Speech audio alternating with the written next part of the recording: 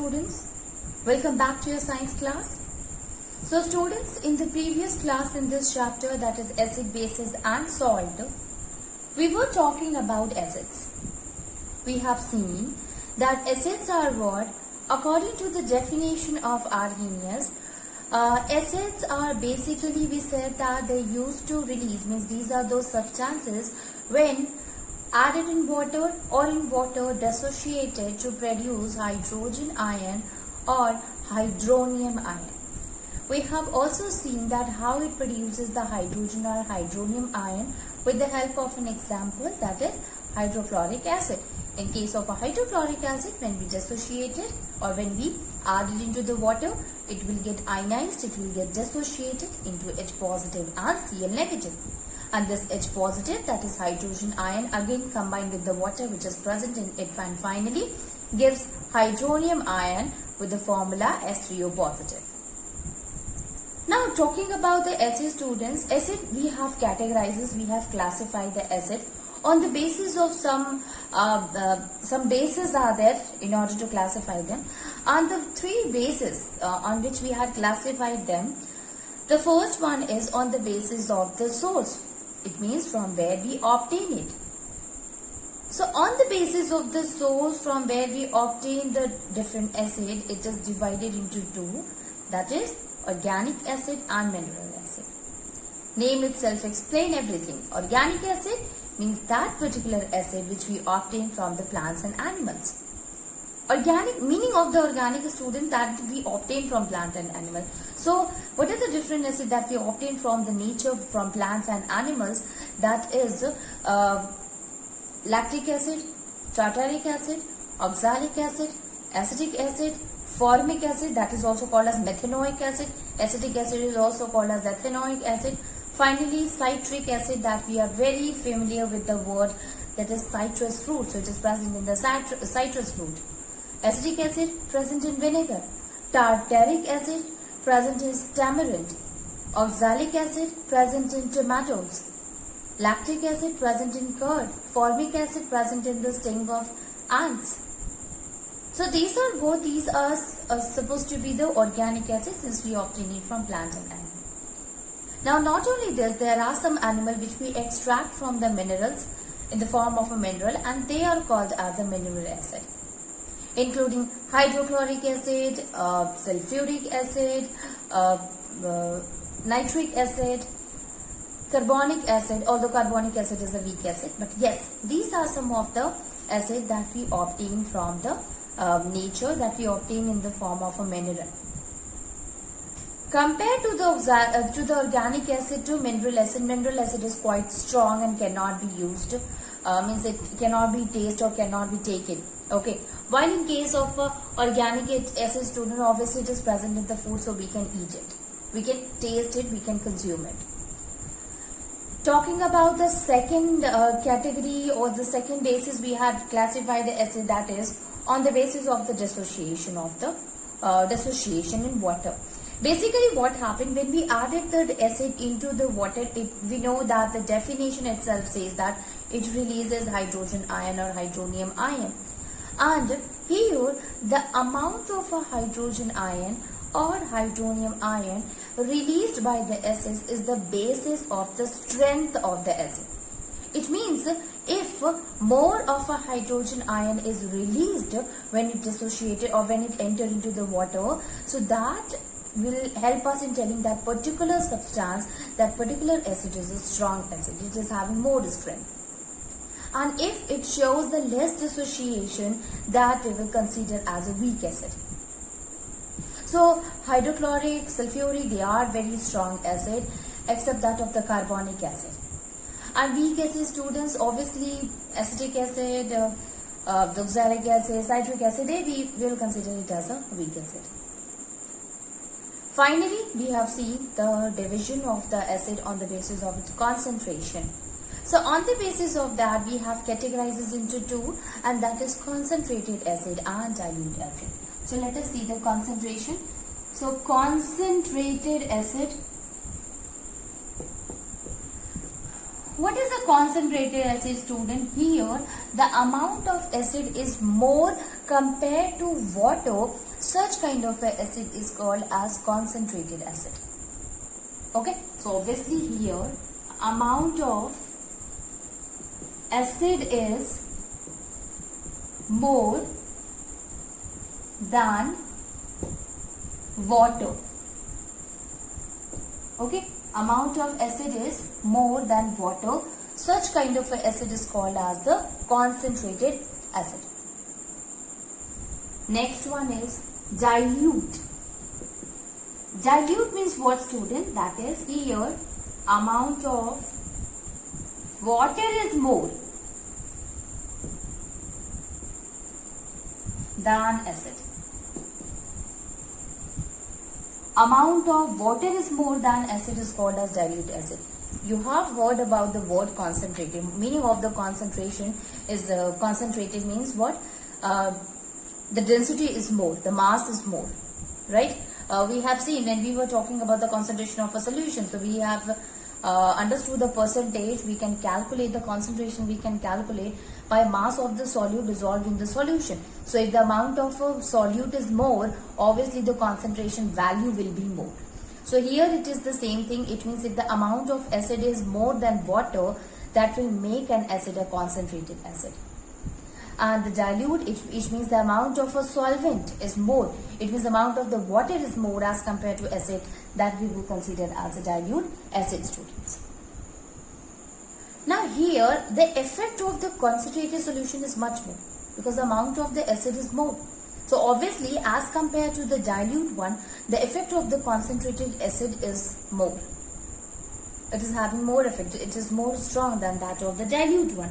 Now let us try to understand that basically what happened in laboratory.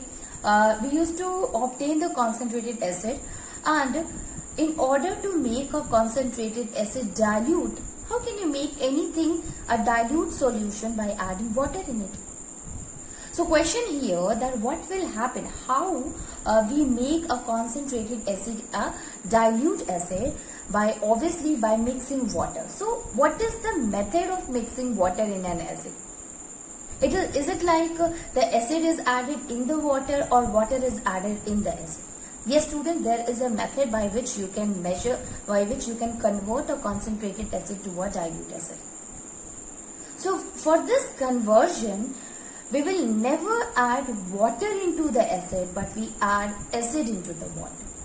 Okay, so in order to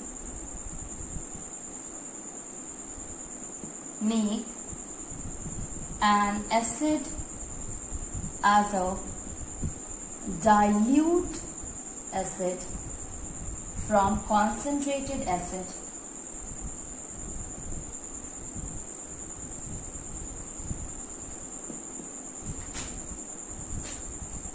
we used to add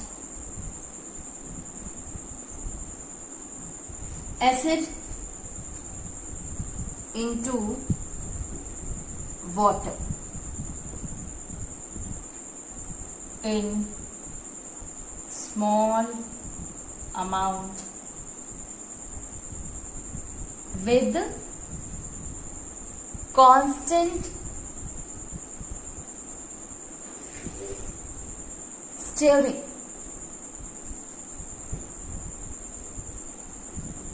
With a constant stirring.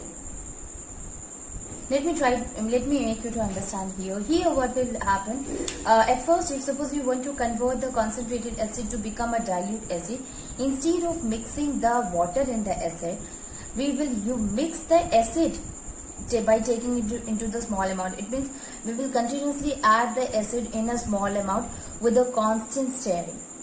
Why we are doing so, student? Because what happened, the reaction between the acid and the water is a highly exothermic reaction.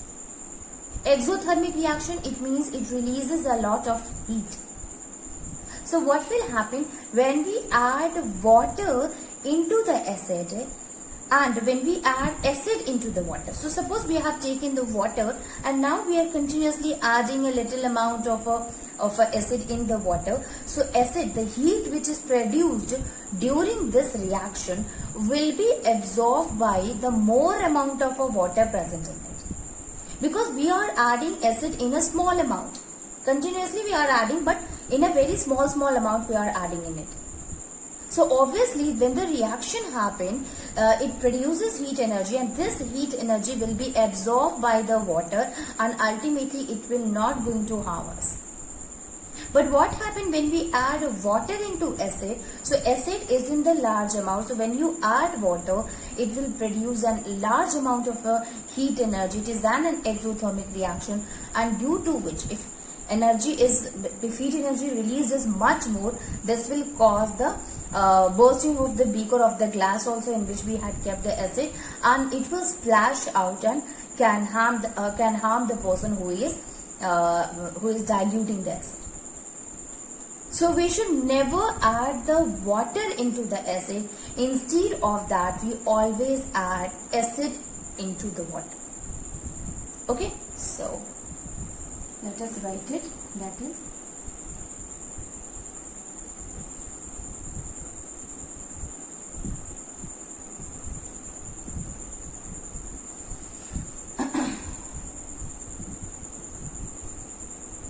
That is if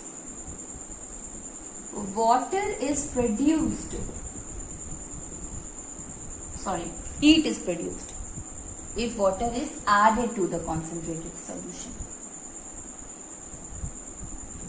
Added to the concentrated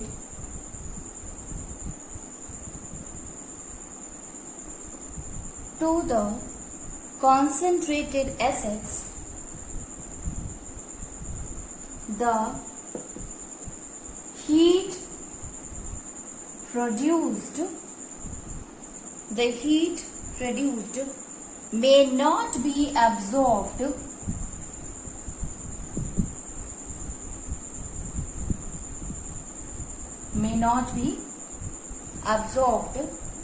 and the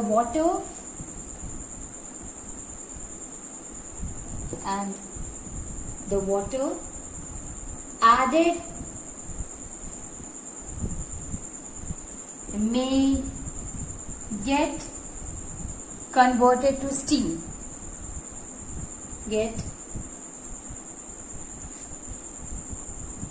May convert into steam.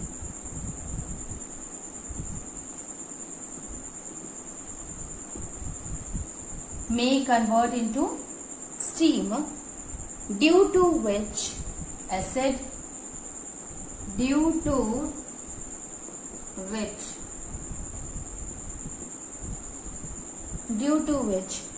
acid may splash out,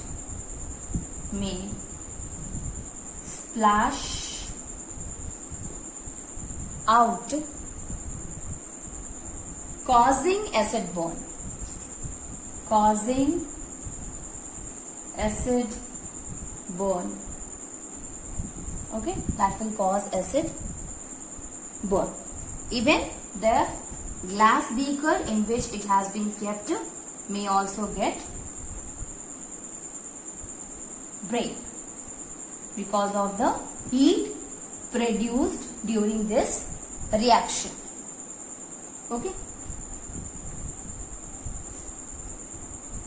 So we should always add acid into water because the heat will be absorbed by the water. This is how we can convert the concentrated acid into the dilute one. Okay. Now what all the acids are common? What is the thing that is common in all the acid, students? So obviously we have seen the different kind of acid. Their source is different, their strength is different, and they can be concentrated, they can be dilute acid. But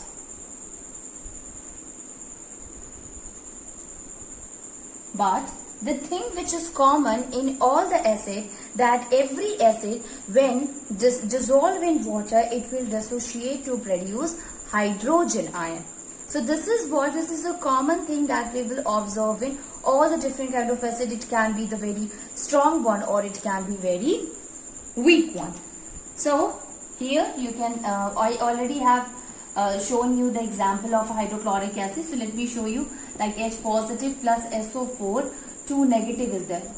Although it will be 2 H positive, students. Then the next one is HNO3. So HNO3 also shows it will get dissociated plus NO3 minus. Every time, student, we used to represent it through aqueous solution. Although in many of the reaction, when you will find it, it is written here H2.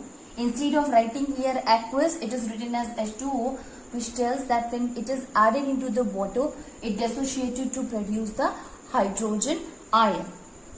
Then, now we will take a weak acid like vinegar, CH3COOH, that is also in the aqueous form. So it will form CH3COO minus plus H positive. Okay. So this is what? This is also an aqueous solution. This is also aqueous. So this we have understood is the hydrogen ion. This is called as acetate ion. Okay. So acetate ion. And this is called as acetic acid. This you all know that it is nitric acid, and this is nitrate ion.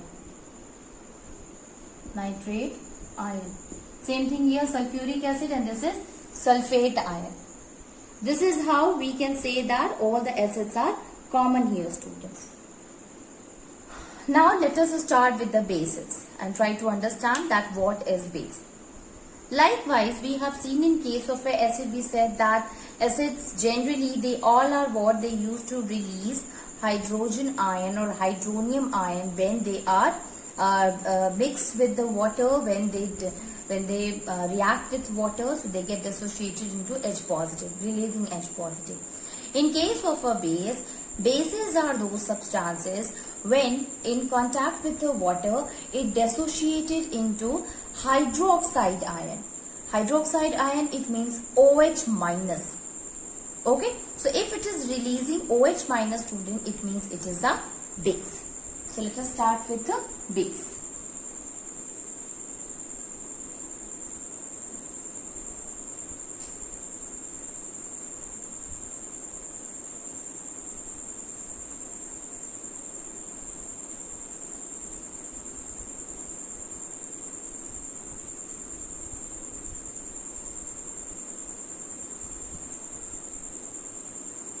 So, bases.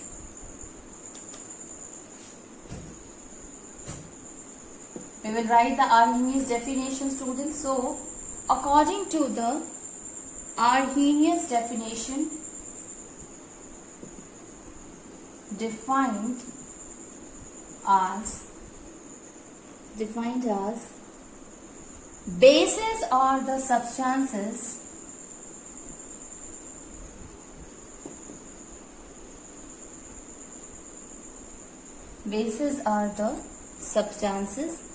in water,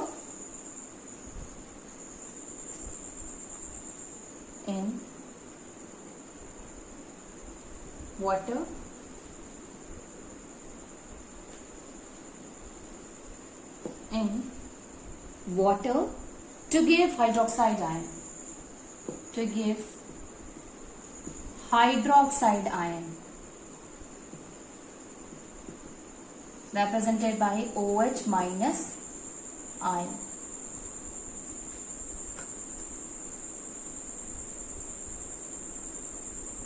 OH minus, that is hydroxide ion, students. Okay. For example, sodium hydroxide.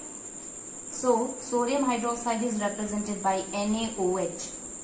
So, if we take an aqueous solution of a sodium hydroxide, what do we find? That with the presence of the water, due to the presence of the water, it will get dissociated into Na positive plus OH negative. Okay, this is sodium ion and this is hydroxide ion. Let me tell you one more thing, student, that all the bases do not react with the water at all. This is not applicable to everyone, but those used to react with the water, they used to release the hydroxide ion. And on the basis of that, we said that these are the bases. Okay, so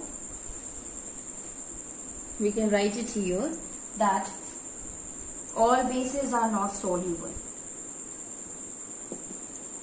All the bases are not soluble in water, but some bases soluble, but some are soluble in water, but some are soluble in water.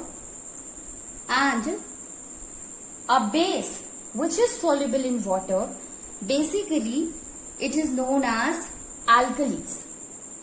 Okay, so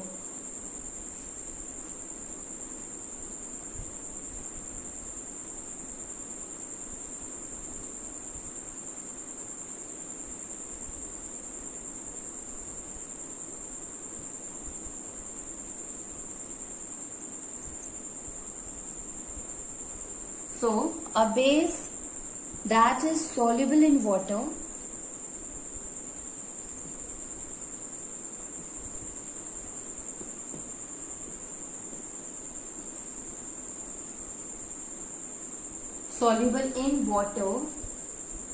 is known as alkali. They are called as alkali. Example, KOH, then NaOH, then calcium hydroxide CaOH whole twice. These are water soluble bases. These are called as water soluble bases. So bases which is soluble in water, they are called as an alkalis, and they can be this one. So if we see here that what are the different substances which are soluble, obviously we have seen some of the example. Now let us see that what are these the different bases which do not dissolve in water. So it can be copper hydroxide,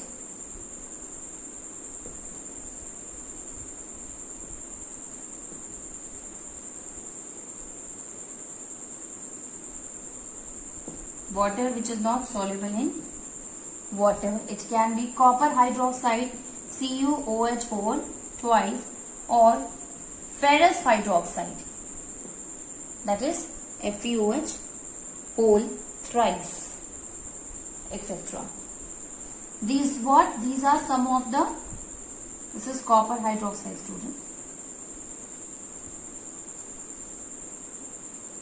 This is ferric hydroxide.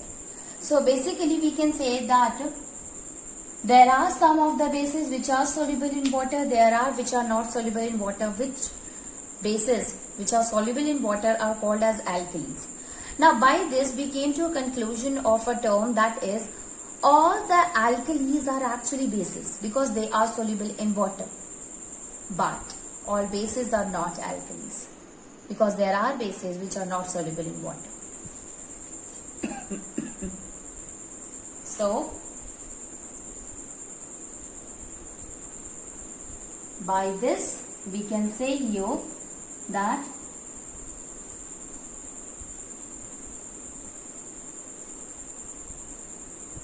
all the bases are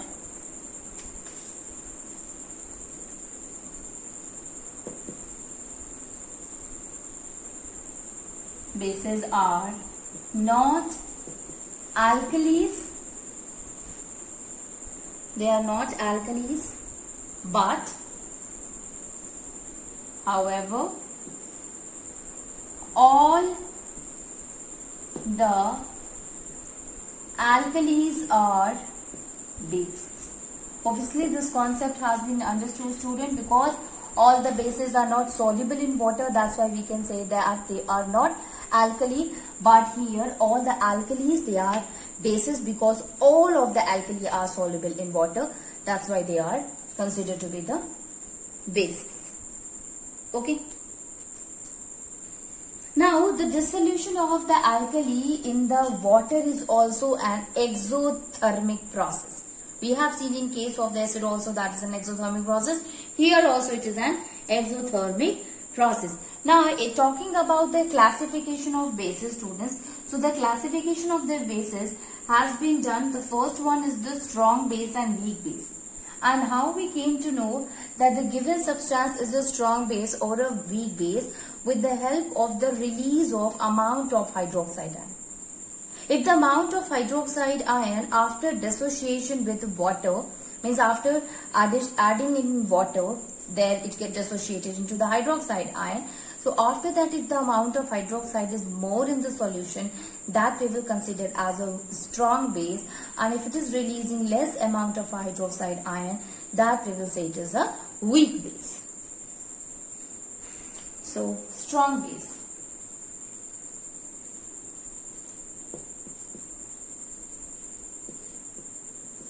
Definition of the strong base is the base which dissociate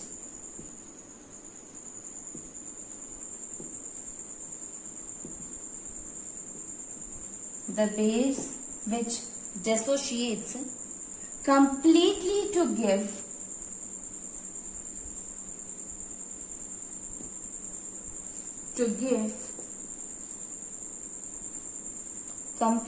to give high concentration of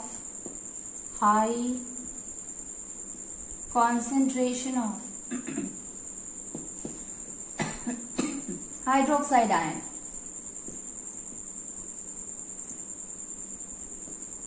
OH negative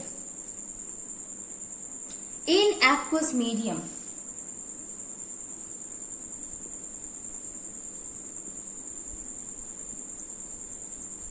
Is known as strong base. Strong bases. Okay. The bases which dissociate completely and it produces high concentration of a hydroxide ion, that we will call as a strong base. Talking about the weak base, students. So, weak base is what?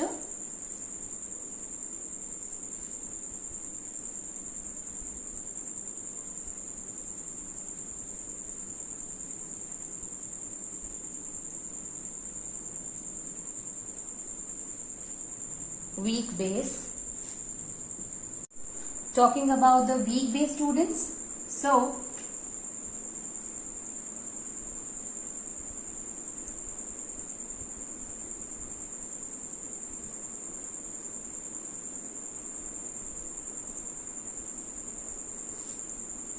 weak base is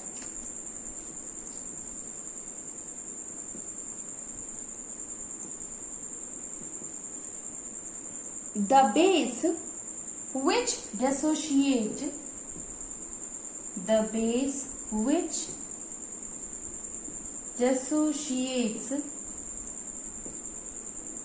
partially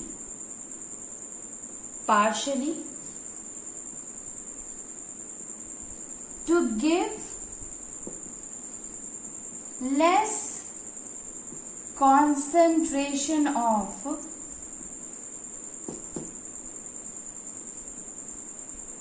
OH negative hydroxide ion of OH negative ions, to give less concentration of OH negative ion, that is called as the weak base.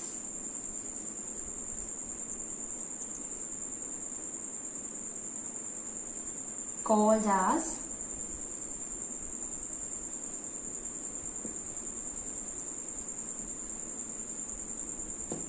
example. So you see, in case of this magnesium hydroxide, calcium hydroxide, etc. These are what? These are considered to be the weak base. In case of a strong base, students, example if we will take here, that can be, it will be sodium hydroxide or potassium hydroxide. Weak base, strong base.